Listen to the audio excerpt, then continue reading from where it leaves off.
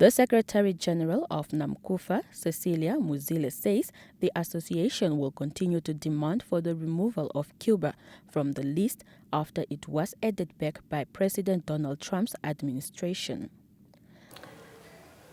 Before the reinstatement of Cuba in the so-called list, a few days before, the Biden administration, before they exited White House, they announced the removal of Cuba from such a list.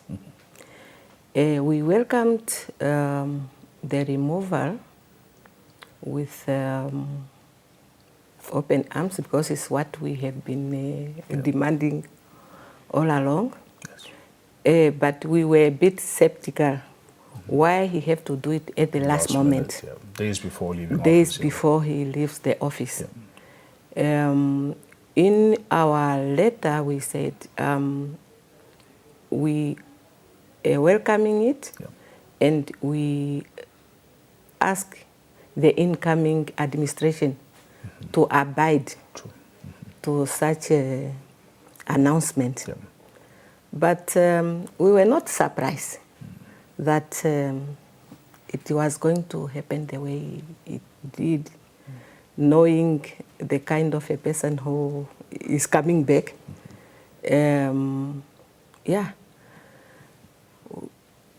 Just to receive the message to say they reinstated Cuba back on the terrorist list. on the so-called terrorist list. I think we will continue to demand for the removal thereof. As the whole world is behind Cuba, so that they can be removed from that list. The more than 60-year-old U.S. economic blockade against Cuba is still in place, and this has had a severe negative impact on the economic performance of Cuba. The people of Cuba are suffering under this embargo. As we said, this is more than 60 years. Imagine a person living under such situation for such a long time. It really have a very impact. But the Cuban people, the resilience that they have, they are prevailing every day in different spheres.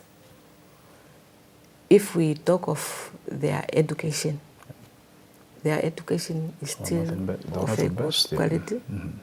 We can talk of health system, and despite the embargo that they are under, they are still going out to help other nations. Muzile says Namibia's friendship with Cuba is derived from the years of Namibia's liberation struggle, when the Cuban government decided to provide Namibia with all necessary assistance that the Namibian people needed at the time. The Cuban people, they fought side by side with our combatants. You cannot talk about the independence of Namibia without mentioning of Cuba. Hence, the solidarity and friendship with our brothers and sisters of Cuba. We are saying Cuba was with us at a time when we needed assistance the most. Hence, we are also calling on the Namibians also to stand with Cuba at this time when they need us. Absolutely.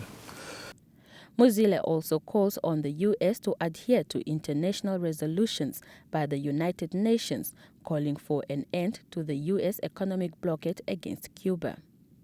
Jolana Fuka, NBC News, Windhoek.